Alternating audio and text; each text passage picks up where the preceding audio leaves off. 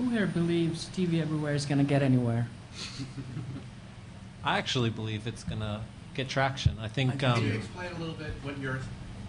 Explain to the audience at home a little bit about TV Everywhere. So TV Everywhere is a program that is sort of in its infancy right now around content owners and cable programmers and other distributors looking at different monetization models, basically, of sort of getting content out to subscribers. So basically, if you have a Comcast subscription or a Cox subscription, you can watch long-form content on their websites or on the content programmers' websites. You can go to Discovery's website and actually watch full episodes in there because you're already paying someone a subscription fee.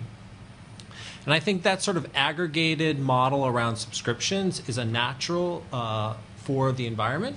And there's also sort of a logical extension to what people expect to their daily interaction right now. And in fact, when Jeremy and I co-founded Brightcove many years ago, we sort of thought about these aggregated models around taking content from multiple content distributors and putting them together in sort of dynamic subscription packages. And I think TV Everywhere is a natural sort of platform for that to occur. I think what's really interesting and compelling, though, is that for TV Everywhere to really have a sort of an open model for authentication. So, of course, you should be able to get content if you're a Comcast subscriber, but in the future, does it make sense if you have some subscription package with Hulu or Facebook or some other aggregator? Could you also be paid as a content owner? Because I think that's the fundamental shift that we're trying to look at here is how do we drive revenue to content owners and shift dollars in the market so they can actually sustain great programming?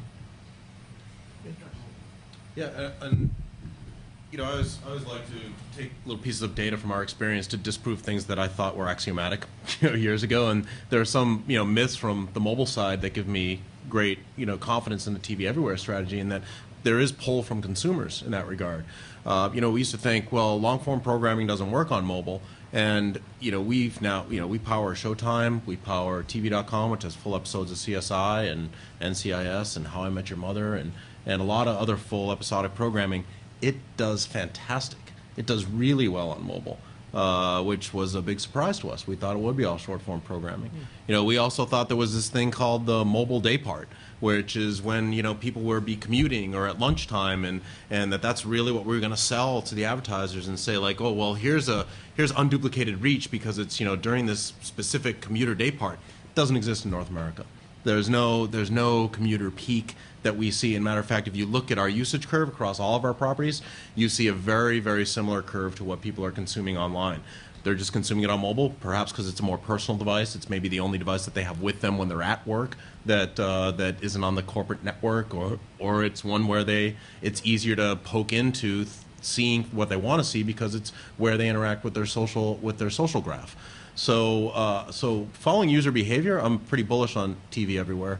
And I think where the challenge for the industry is, I think as Rob correctly pointed out, is where is that breaking point in terms of volume so that the advertisers and the clients for the great agencies we have lined up here today are going to you and saying, I need this as part of my media mix. And I think we're going to see it very soon. I mean, we talked earlier about pre-roll is dead, long live the pre-roll, right? And YouTube, I think, is going to wake up and get religion about the pre-roll in Q1, Q2 of next year.